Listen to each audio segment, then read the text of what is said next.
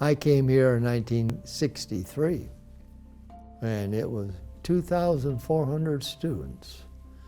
Now back then, faculty pay was really cheap. And of course, back then it was Stephen F. Austin College. It had just changed from Teachers College. I remember the 50th anniversary, that was a big thing, you know. And now, the 100th anniversary.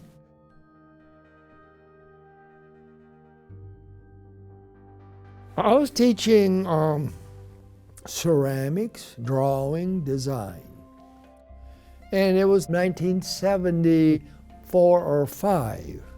Dean Centennial, who was the Dean of School of Fine Arts, and then communications was part of us, of the School of Art. Communications were really the people who started the film program, a man named Paul Potter. And then they changed to television, and Dean wanted me to continue and develop a program of filmmaking, which I did. I was trained as a painter, but I really disliked galleries and the game you had to play. I hated it. So I started making films. There were poetic documentaries, they call it today, which didn't call it then. They were art films. And there were films I did, you know, about life itself, about changing faces of civilizations, all things that you felt. So when I started teaching filmmaking, I taught that. But that's not what my students were doing. When they graduated, they went out into the film industry. And the first guy I graduated was Homer Martin, yeah. He is still working the film industry. And he was the first one to go out and work, and then others. So I said, gee, I got to change. So I took classes at California with the American Society of Cinematography and read a lot and kept contact with my people. You got to remember, back when I went to college, there was no such thing except NYU, New York, and California, a couple colleges that had film programs. In the 50s, universities were basically all liberal arts. In fact, most of them did not even have commercial art programs. So I had to learn my trade. And it's time now that I, at my age, retire.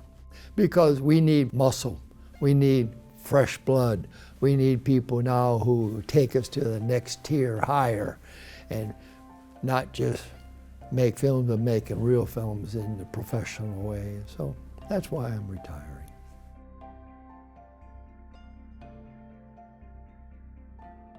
Well, the old facilities was in this building itself, upstairs in the old part, the Griffith Fine Arts building. We were here for a good many years.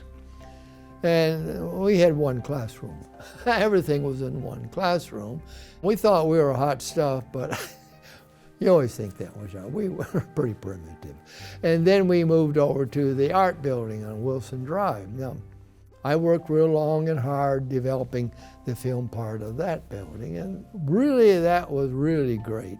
We had a room, nice big room. We had a little small editing room and another room we kept equipment in. And in time, we also had a lab to develop our films. It was still filmed. But our classroom, before we moved over to Star Street, had 40 students in them. 40 students, all levels. It was A, B, and graduate students all together. So when we moved over to Star Street, where Rick Barry, who was the dean then, helped us working together and got that building, a couple $100,000 to redo it.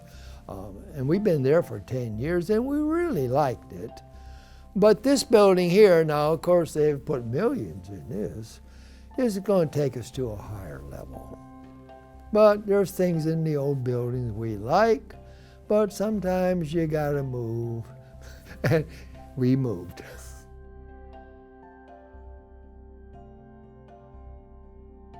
I think this is good that we're educating masses of people.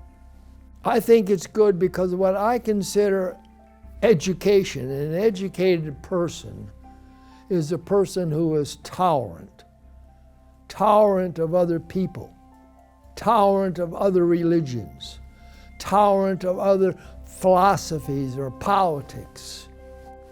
And education does not guarantee that, but it is the road toward it.